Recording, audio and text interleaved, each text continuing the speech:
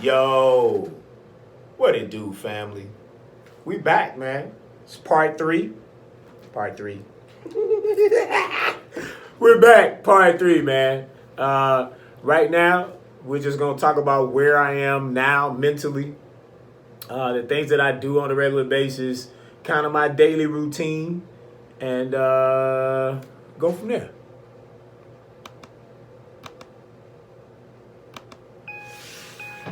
What up, Mike? All right, man. Now, since we've spoken about the past, your childhood, early adulthood, Mm-hmm. let's talk about now. What's going on with you right now, Nate? So, man, new time in my life, new things, but also new challenges, right? Uh, I I need to get myself back to the position of the golden era, right? Right. The golden era, I was in my purpose, and the golden era for me was mentoring. Um, by nature, I am a servant. I am a teacher. I am a leader, and I am a protector. That's who I am as a person. I have to get back to serving. I have to get back to serving black men. I believe that's what I'm here for. I believe that's what my purpose is. Anytime I'm in that environment or I am in that space, I feel happy. I feel productive. Uh, Things go well for you oh, during these times? Absolutely. um, I am sharing and I'm serving. And to me, that is like the best thing ever, right? Right. Uh, so, as far as like, if you want to know, you where am I now? Um, when I think about what therapy has done for me, therapy has given me tools to manage my day, to help me deal with the depression or the depressed moments or my anxious moments or moments when I feel stressed, right? So I have my things that I do daily. Um, every day I wake up, I pray, and I meditate. Um, that's just something that I do. I go through my ritual of going through my affirmations on a daily basis.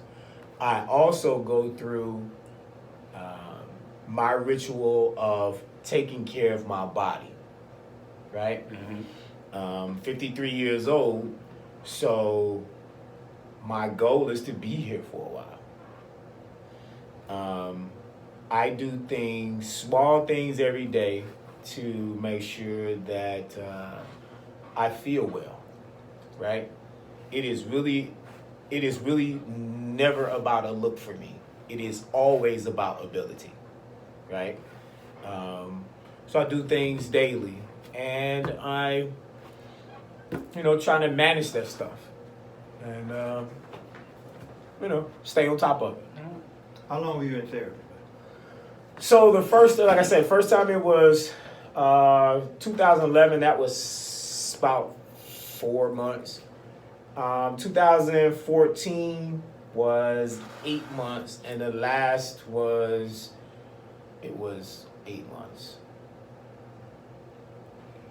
So what did you take away from those? So each one was kind of different for me, right? The first time I realized that therapy was really on me, right? In order for me to get anything out of it, I had to be 100. I had to be honest. And the first time, I wasn't doing that. I didn't want to shoulder the blame. I wanted to point and talk about everybody else and what everybody else was doing. Or didn't do. Or didn't do.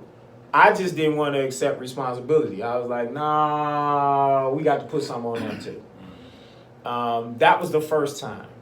The second time when I went to therapy, what I took away from therapy was,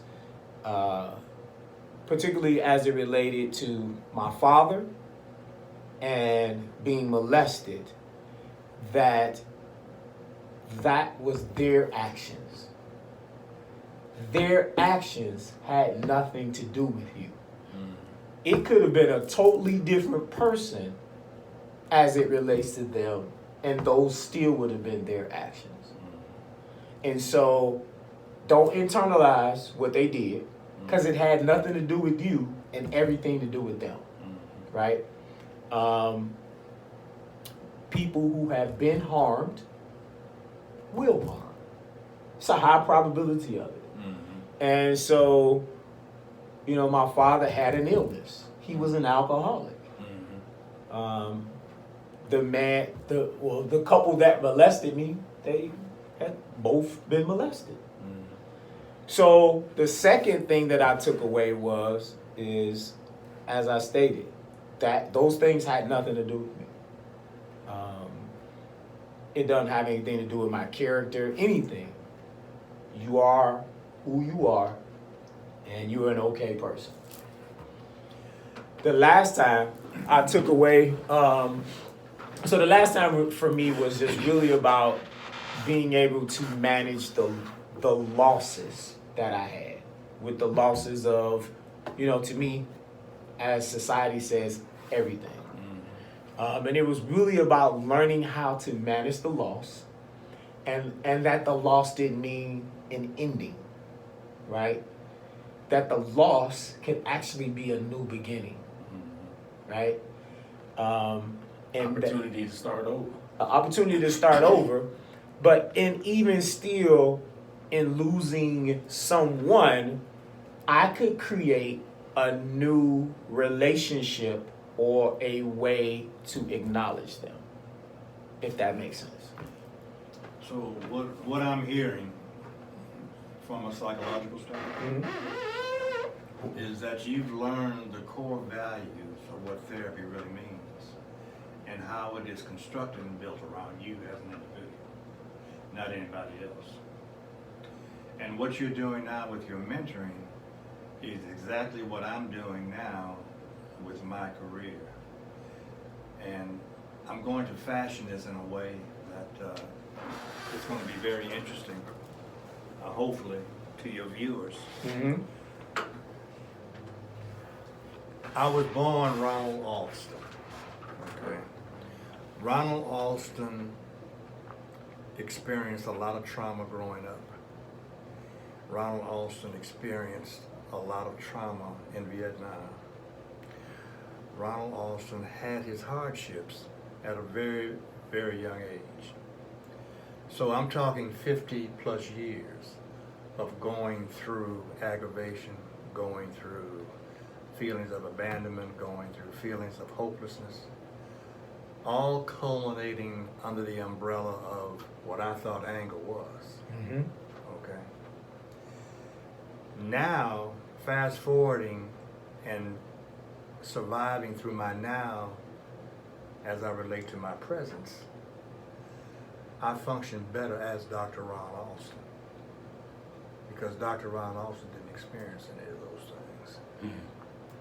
So your identity as Coach B, your mentoring, I would hasten to say that you function better in that role than you do outside of that.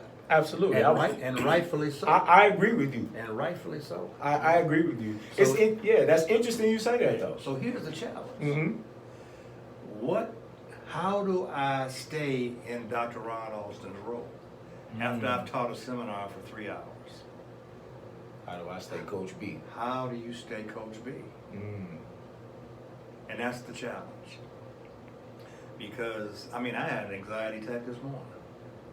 It hits me, man, like that. I sit and watching TV, I can have an anxiety attack, which is why I'm going to Rush to see if I can find out something new that I haven't thought about. Now, I don't go there as Dr. Alston, because white folks are shut down. I'm trying to glean from them. Yeah. And you're always going to get some nuggets. For us to be in this conversation together, coming from different backgrounds, but similar, because there've been challenges. There have been advantages that we took to heart and learned from. But if we're not exchanging I'm not gonna understand where you are, Mike, or how you feel, same way with you, Nate. Mm-hmm. So, this platform of reaching out to black men, because we are a black man, Absolutely. that's really critical. Now, my son is 51 years old now. Mm-hmm. The generation that follows him, which will be his children, I'm just wondering where they're gonna be and what they're gonna be dealing with. They're equipped educationally, but will society be ready for them? You know, and that's the scary part of what we do. But we can't worry about that. Mm-hmm. As Dr. Ron Alston, as Nate Belcher, Mm-hmm. as Mike, what's your last name? Mike? Bradford. Is Mike Bradford. We have to bring into an arena what we know, share what we know, and hopefully somebody in that group is going to take something away to someone else Mm-hmm. as they get older, because they heard it from Mike, they heard it from Nate, they heard it from Dr. Ron. That's our purpose. Yes, sir. We can't do any more than that. Right. We're not going to reach the masses. Everybody's not going to understand who we are and where we are, Oh, absolutely. or even agree with what we're trying to do. Right. You know, white people historically, anytime we've gained some prominence, Mm-hmm. Oklahoma, Tulsa, Mm-hmm. South Park, Mm-hmm. you know, that was the mecca for black people, black in the 30s and 40s. You know, a lot of rich people lived on the boulevard. You know, but white folks came in and wiped that out. White people taking the lake back from us again. You know. Oh, yeah. Yeah, you know. Absolutely. Yeah, man. And I knew some guys that lived in the projects had never been to the lake. Right. They didn't. It was almost they didn't even know it was there. You know. It's a So shame. historically, you know, when we gain prominence, white people take it away. The biggest threat that Obama had is that he had the whole package. Mm-hmm. He had the look, he had the charisma, he surely had the academics, the education. I mean, he could relate to anybody. And white people cannot accept that. You're different from the average black man. Mm-hmm. You're different from the average black man, you know. But for the other persons listening to us, what makes them different? They have to identify that for themselves. Absolutely. Absolutely. What is your niche? You have to find out what your niche is. If you never explore it, you're never going to find out.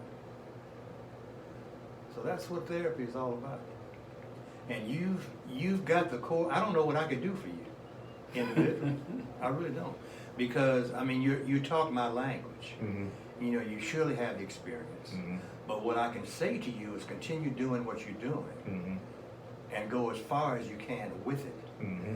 where you're going to be not only Nate Belcher, Mm-hmm. but you're going to continue to be Nate the coach. Mm-hmm. You're going to be continue to be Nate the mentor. Mm-hmm. You're going to be that person that people look up to and follow. Appreciate that, Doc. I do. I really appreciate it. And I say that, man. I don't know what else I could tell you. I'm sure it's nuggets you got. I'm sure it's nuggets you got. Yeah. It's always a nugget. We always learn something new. Always. And every time I'm around you, I always learn something new. Always. So, Mike, what you got for me, man? Well, honestly, Nate, you know, I think that's about it. Unless there's just some general things that you wanted to talk about, just lay it on us, man. You know, again, I'm just really hoping, man, that this could be a start of something. This was really just me, just kind of laying it out, man, just, you know, wanting to be vulnerable to you all, to share some of the things that I've learned in therapy, man, to introduce you to Mike, to introduce you to Doc. Doc is going to be, you know, with me on a regular basis. We're going to be going through things, pulling up different types of just situations, man, to help you guys through. I'm also going to have other people, man. I have a person who is a relationship counselor. I have a cardiologist. I have a urologist. I am looking for people, man, that can just share information with us and just empower us, man. And my goal is to continue to pull out and share information with you all on a regular basis as much as I can. I am really looking forward to this, man. I am really, really excited about this. Some of you all know my motivation, some of you don't. I've lost a lot of people over the past year, you know, people who look like me. But more recently, man, I lost somebody who was going through a really tough time and decided to take their life. And it really hurt, man, because I've known this guy since we were about 18 years old. We were the exact same age, man. We did the same things. Yeah, man, it was a real tough one for me. It kind of made birthday celebration kind of somber for me. And then just, you know, just other men, man, they're just out here hurting that I know. And so, you know, man, just wanted to put together something to assist. So, you know, man, I'm really hoping again that we can do some things, man, and share. I'm looking forward to the next time that we sit and talk, man. First off, love yourself. Nobody's gonna love you better than you will love you. Secondly, man, put yourself first, right? They tell you when you're on the plane, if the cabin loses pressure and the oxygen mask come down, secure your oxygen mask before trying to put on somebody else's. Make sure you can breathe, man. Be your own lifeline to yourself, man. And then, Sage advice. yeah, the last thing, man, is just don't take this seriously, right? Don't overthink. Don't make shit up in your head that's not there. A lot of times, man, when we're depressed, we're anxious, or in a stressful situation, man, we go in our head. Don't go in your head. Go in your heart. In your heart, man, is where you will find what you need. In your head, man, is just goo-gob. It's mess. It's garbage. It's life telling you you can't succeed. Don't believe that, man. You have everything that you need inside of you to succeed. Love y'all, man.